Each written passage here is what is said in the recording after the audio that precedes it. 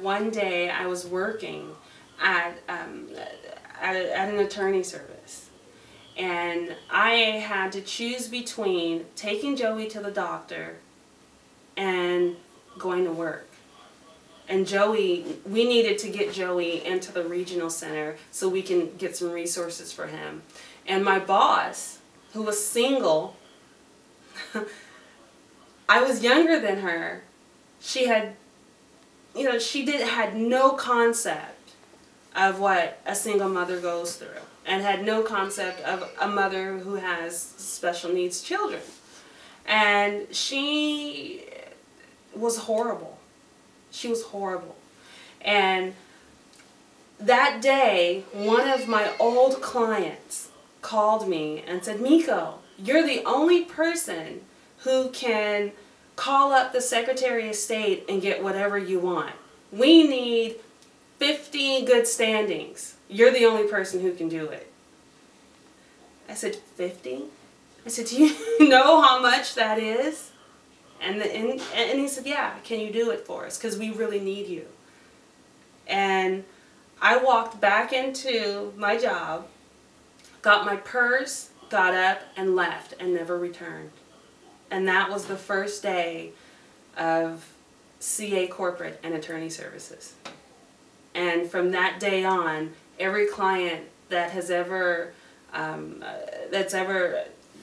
come to my business, I always tell them, it's a joke now, but I would tell my biggest client, "You're paying for Joey's nanny.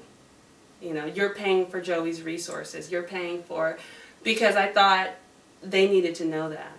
And I'd never shied away from my story.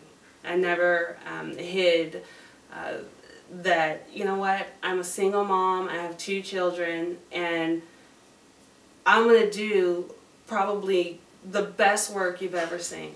You can call me 24 hours a day, because I guarantee you I'm awake, And so those are the good times. But in between those times, my health was compromised,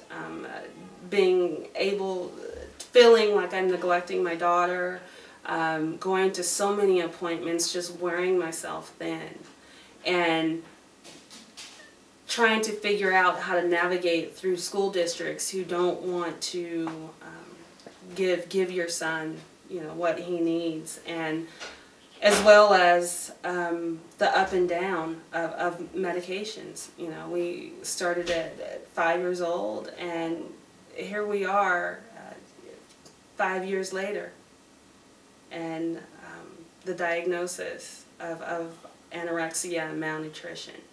So when it comes to the emotional aspect of it, the educational aspect of it, and learning how to navigate through resources, and learning how to just grab the bull by the horns, because I have never once had time to think about my son's diagnosis. Never. And if I did have time, that would mean I'd have way too much time. The only thing I could do was move. Action. That's it.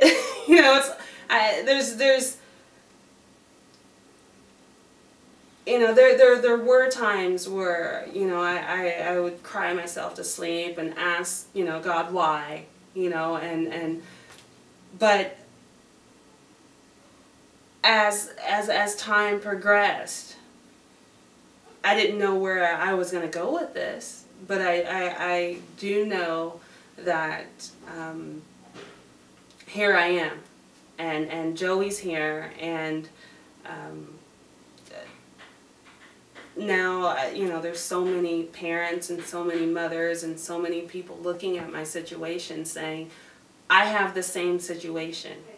And my advice to them is keep going. Keep going, because I did. And keep going knowing that because I know your situation, I'm here for you. Even yesterday I received a call from Wisconsin as well. And Jackie Rickard's not doing so well, and they asked me to come back. And they asked me to come back to speak on behalf of patients and these parents that that just need for me to talk to them. And I said, okay. You know, I can't deny a parent or a mother of something that I was yearning for all those years I needed help.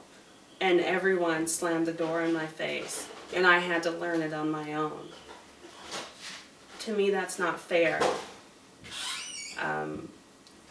So, you know, I'm here to lend whatever I can, or to lend myself and you know, my service to them personally. I think maybe this autism factor has gotten a little too commercial, and people are forgetting what it's like to be home and with our children.